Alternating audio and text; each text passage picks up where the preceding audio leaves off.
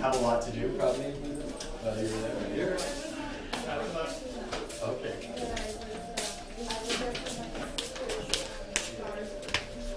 Oh, wow. That's amazing.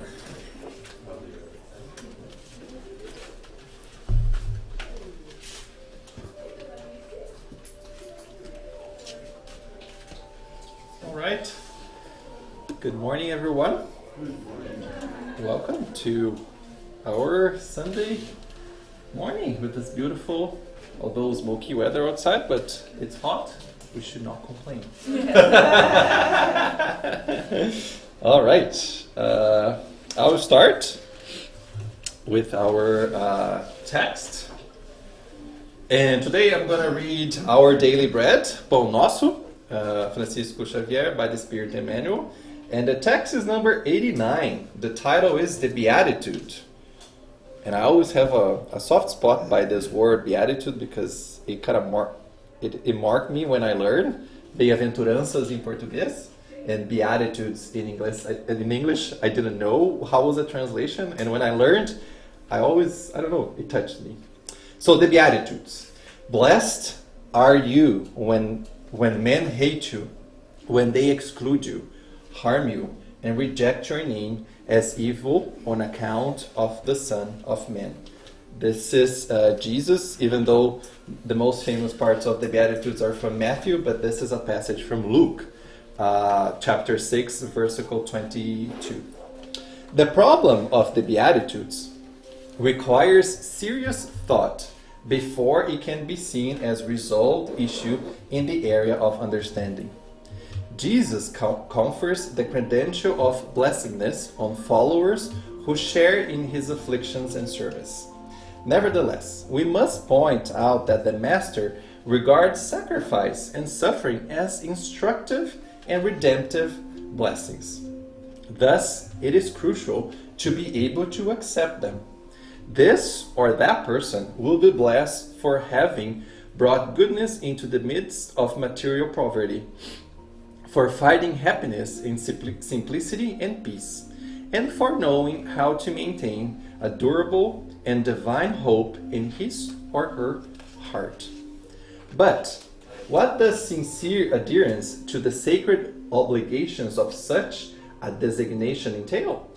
In the guidance that characterizes his teachings, the Master is referring to the eternal Beatitudes.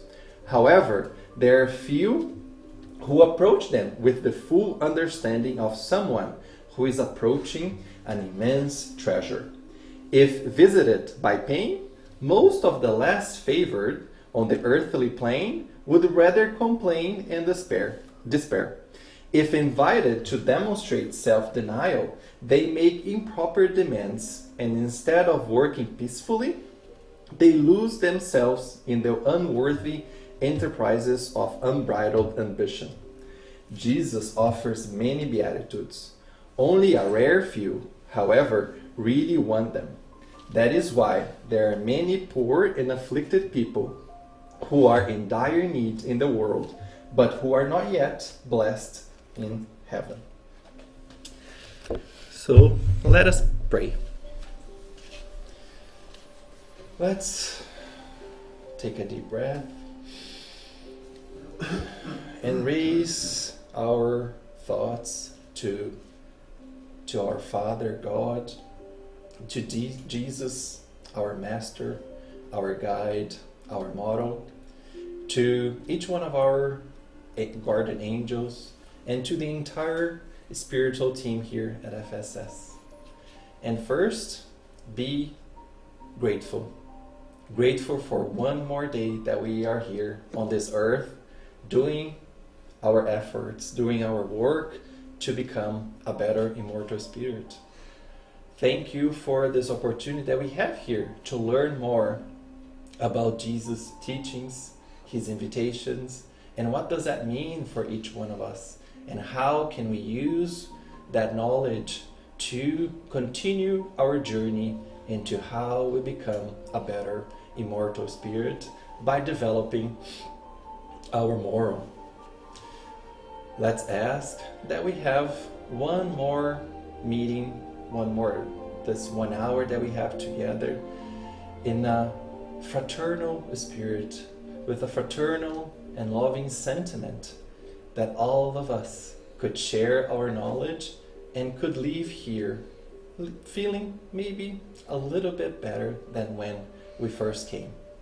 Let's ask that we have a blessed morning full of love, serenity, tranquility, and good reflections. So be it. I'm by myself today. There's no pilot there. Doris, just turn off. Just pause the music for me, please. I think it's in the screen there.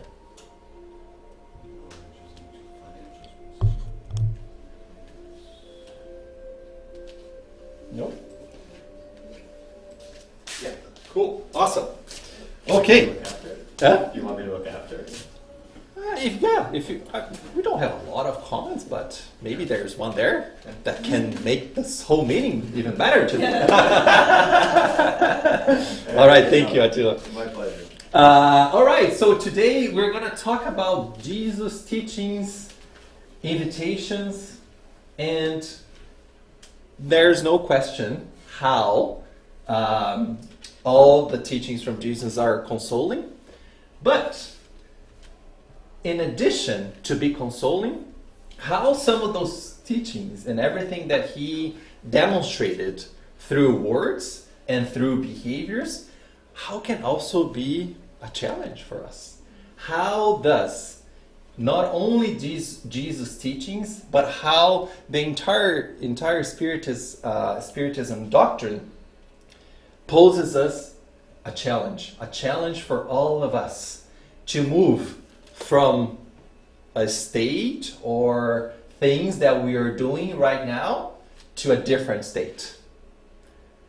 How we can combine consoling with challenge, and how does that become some sort of paradox? In all of those consoling, there is an ask for each one of us to make some changes. And the way that this kind of my research came about, I'll show you, is a note from a book from Chico Xavier that was a variety of spirits, where there is a passage that really caught my attention, and I started to search for some lectures and how to be in the consoling aspect and also the challenging aspect. But I'll show you that passage. This talk is based on O Cristo Consolador, or the Consoling Christ, from Arthur, Falando a Terra. That's the passage that I'm going to kind of ground ourselves in. Speaking to Earth, from Francisco Cândido Xavier by Various Spirits. Opinião Espírita, or Spiritist Opinion, Chico Xavier by Emmanuel and André Luiz. The Living Spring, Chico Xavier, and Marcas do Caminho, or Marks of the Way, from Chico Xavier as well.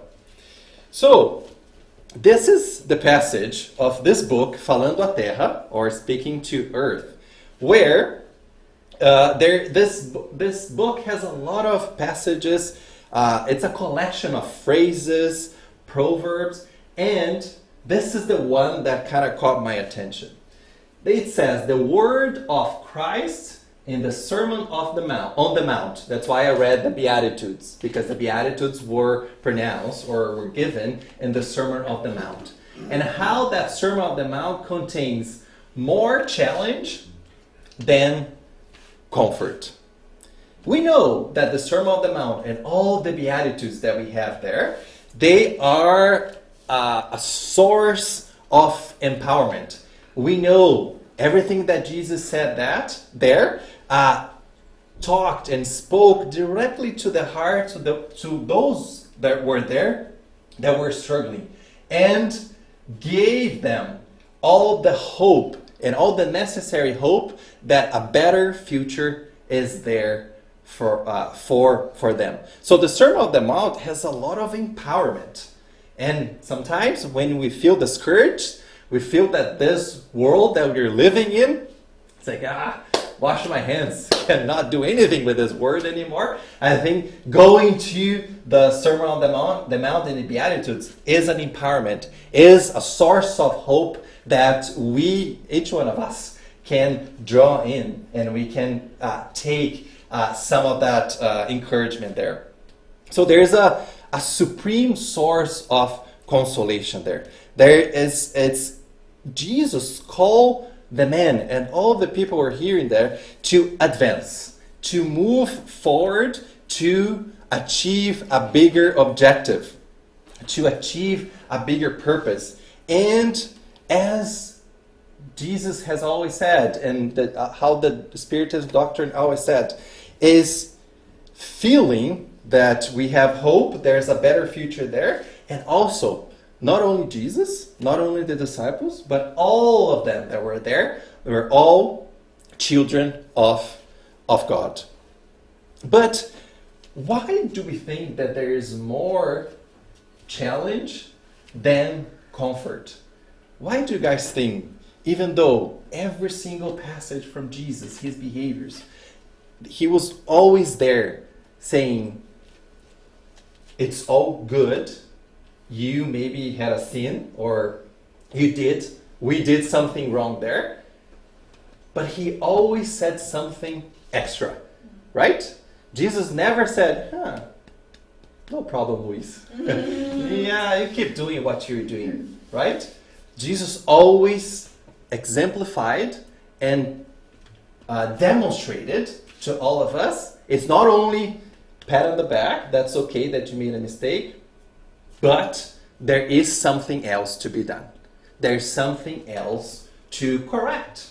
There's something else to learn. There's something else to change.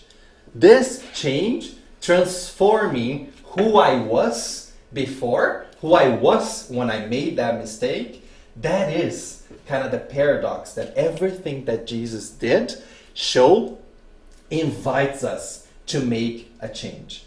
Who here loves change? Depending on the change, yeah. As human beings, yes, exactly. But even moving to Canada, there's a lot of challenges when we come here. Then go for it. Yeah, exactly. So all of that change causes a little bit of challenge, right? A challenge to adapt. Great example. When we come here, I'll speak to myself, or most of us. If we come here, it's because each one of us, were aspiring or desiring something different, something new, whatever different means to any one of us. But to be and to achieve that something different, it requires us to change some things. It requires us to change some behaviors or some habits that we had while we were living, let's say in Brazil, Portugal, or anywhere else, because there was a culture there.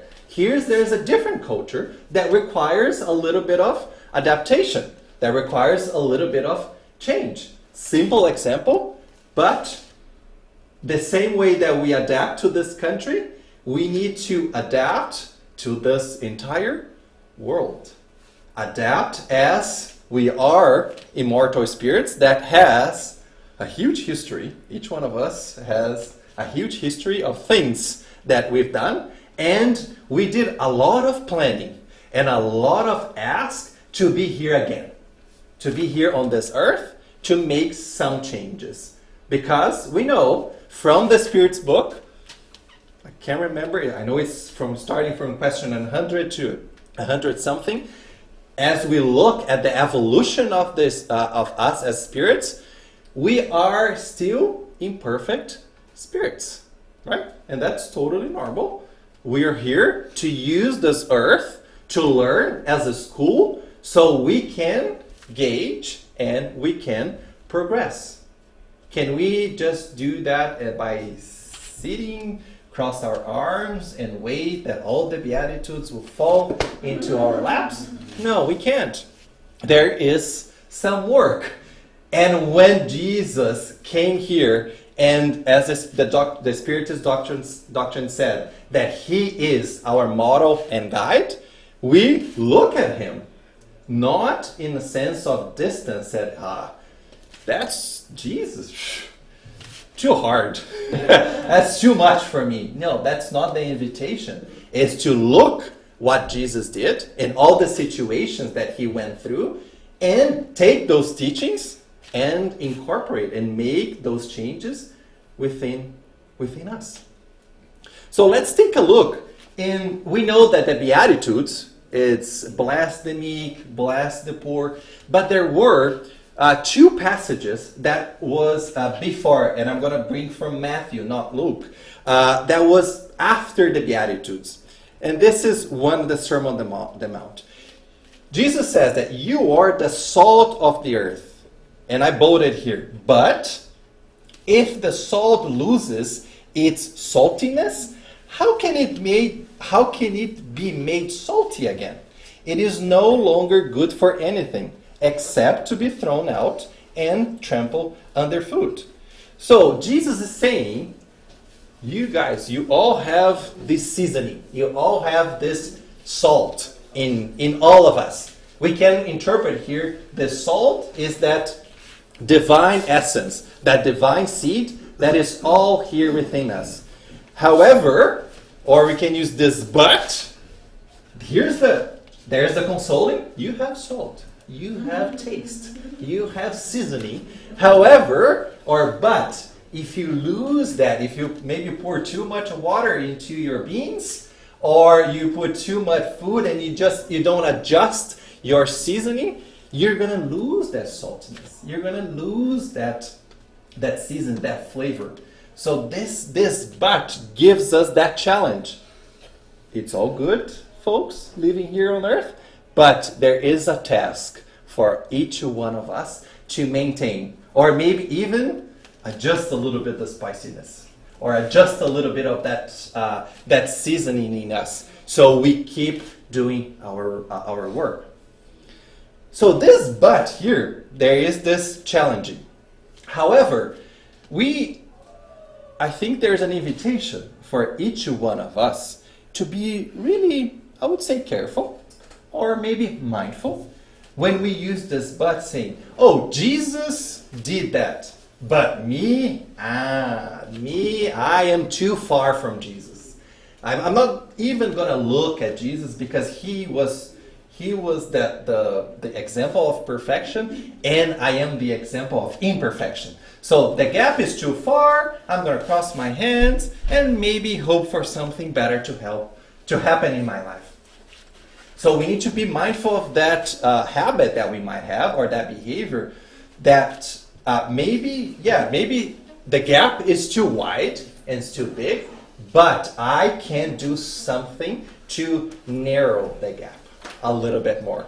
And I can I can use Jesus' behaviors as something for us to ask myself, what would have Jesus done in my case? Maybe something happened with a member of the family, there's an opportunity for forgiveness, something at work, there's so many opportunities for us here to practice. And maybe I cannot do exactly what Jesus did, but I can look as an example, and I can also maybe take one step, half a step, a 1% of step. A 1% of step forward is better than taking a step back or standing still. Another passage, and this is the one that is, for me, it's consoling, but a really big challenge. You have heard that it was said, love your neighbor and hate your enemy. So before Moses' law, we have to, our neighbor, the ones that we like, good, we can love them. But our enemies, no. However, now Jesus raised the bar. It's not what I'm recommending. He says, but I tell you, love your enemies and pray for those who persecute you, that you may be children of your Father in heaven. So easy to love our enemy, right? No challenges with that. It's tough. It requires a lot of our mental habit, behavior, attitude, a lot of our effort to even, and I will just speak for myself, even if you are in disagreement from a scale work, member of a family, just to control our thoughts. Just to control our thoughts and stop sending something not positive to that person. That it's a 24/7, 365 effort or things that we need to be very mindful and always monitoring ourselves and checking ourselves, right? If you want to know more, there is, I think it's chapter 12 or 11, the Gospel According to Spiritism. Sometimes we got a little bit confused to love our enemy. It's like, yeah, I need to be there, hug, and do everything. That's not what the Spiritism and the Spirit said. Sometimes there's no connection with that, whatever that enemy that we have or that person. There's no connection. There's no, we can't have the same relationship with that enemy the way that we have for someone that we love. However, there is a behavior or there is a recommendation on how we should treat that person. Not only when we are with that person, face to face, but if we aren't. How have we, if something happened, how have we forgiven that person? Is that for that person? No, it's actually for our own selves. For our own selves to navigate this world without that, let's say, negativity that we might have towards the person that we might not sympathize or might not have that connection the same way that we have connections, the ones that we love. I think it becomes a lot easier when you think about the fact that regardless of what anybody in any time and any place has ever done on this planet, they are created by the same perfection that created us. Exactly. And they will all return to that state Same at some place. point. Yeah. And that God loves Everyone. to the same passion and extent that they love us. Yeah. And so it kind of changes the perspective on what's happening in this life to what happens in the greater life. Yeah, and that's how Jesus finished here, because we're all children of the same Father. And if we take a look of the characteristics of the spirits that are living here on this earth, most of them, they're all imperfect as well. The same way that I have my imperfections, the ones that I might not have a good connection has his or her imperfections. So that's a call of, there's a word, benevolence, indulgence. It's a call of indulgence, understanding. Yeah, person A still somewhere in the same place that I am with imperfection. But still requires that awareness, right? Requires that mindset. Sorry, I was just going to say, I think humility too, because it's so easy to judge the person, your enemy, being like, oh. You don't know anything. Yeah, despicable. What they're doing is like unacceptable. But then when you realize that you do the same things, right? It's exercise in humility for sure. Absolutely, yeah. Humility is another key virtue for us to practice in every single time, in every single situation that we might be facing in this planet. It's like when I think about that, I think that it's not a race. That's like the cars need to be like following and trying to pass the other cars. Like everyone has your own time and it's like can arrive at the same point in different time. Exactly, absolutely. And we can use the that parable that, oh my god, I'm forgetting the name of, where they gave 5 talents, the parable of talents. Oh my god. So he gave the 5 talents to one, 2 talents to another, and 0 talent to another. So the 5 come and became multiplied to 10, 2 multiplied to 4, and the 0 was kind of scared and buried. In that parable, in any point, Jesus said, oh, you with 5, I need 100. You 2, I need 70. There was no comparison. He just gave. And everyone here in this earth has their own path, has their own limitations and the strength that each one of us has. So everyone will take their own path, and that's all good. André? Yeah, I think that changing behavior like that is not that easy. Yeah. But you have to start. For example, if I have an enemy, if I don't feel like go there to hug him, what I have to do? Stop hating in my mind. Yes. And start thinking about forgiveness. Yes. That's it. Work in myself. Later on, I can go there to hug him. But first step is stop hating and start thinking about forgiveness. Forgiveness, absolutely, yeah. And forgiveness is another great opportunity that I think I will risk to say that 100% of the population of incarnated and maybe discarnated on this earth has the opportunity to do that and to use that opportunity to progress, whatever progress each one of us need to make. Awesome, thank you.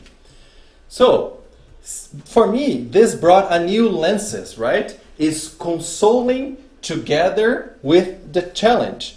Christ does not console us without encouraging us to progress. So it's a call, all the Jesus teachings and invitation, it's a call to progress for effective consolation. So we kind of flip, right? I challenge you to change this behavior so you can progress. So all of us can progress. So for me that brought, because Jesus knows what we are destined, or God knows what we are destined for. Is destined, as the Beatitude says, is destined to be good. To have, we know there is only one determinism, or there is only one hard thought or thing that will happen with us. It's all of us will get to that relative perfection to God. All of us. None of us was like, oh, Luis, you might or you might not. I will decide a little bit later. No. Question 115 says that every one of us will get to that relative perfection. Some will get a little bit faster.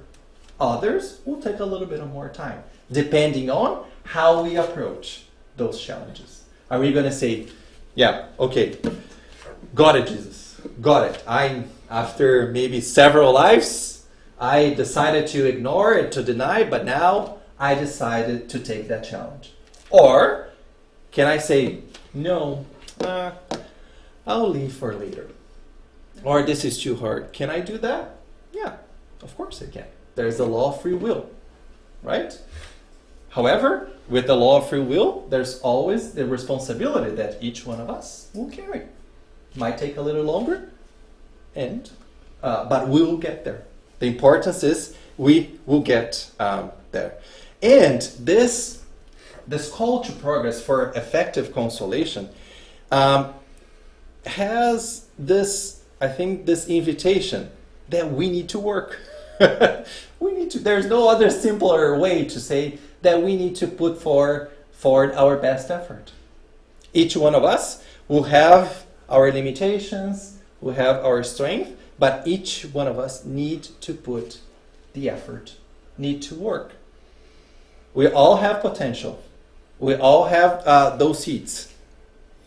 However, we need to tap in those, believing in ourselves, believing that sometimes we will do everything that we could have done.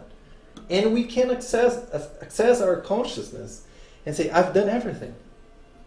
If I am at that point, what is left for me to do is to have faith and confidence that the rest will be provided by God through the superior spirits.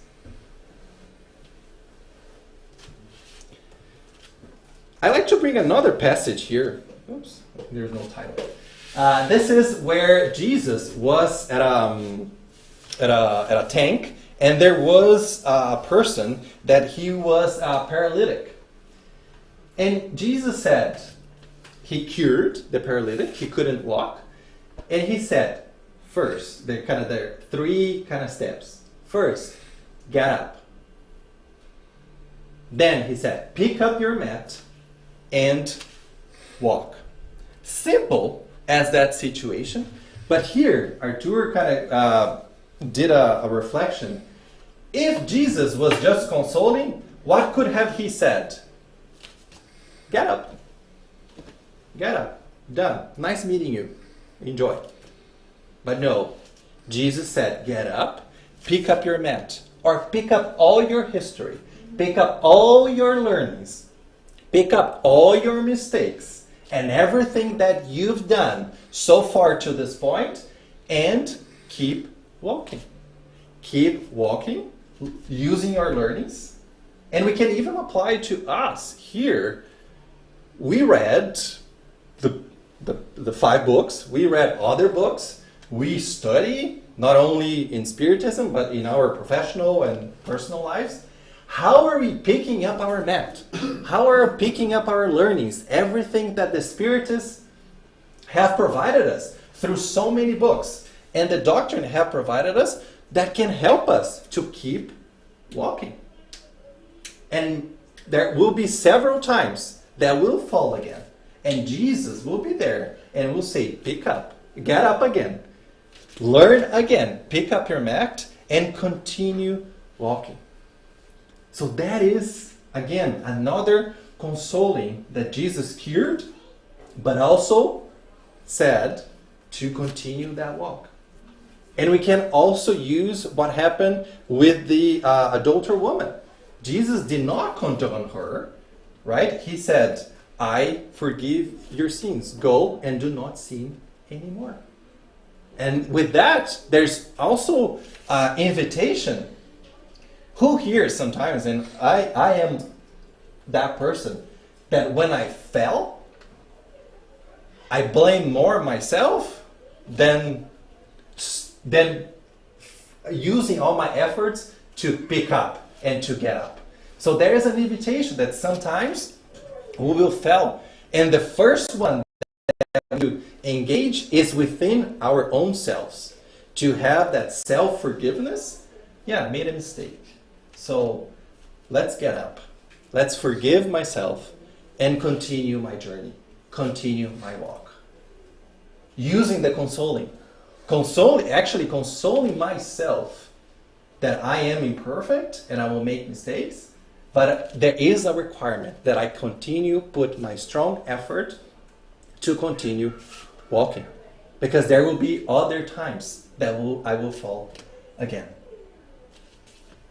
I heard a quote today that seems particularly apt to this, what you just said, which is very insightful from Brandy Lene. She says, the person who's fallen and gotten back up is always stronger than the person who never fell in the first place. Yeah.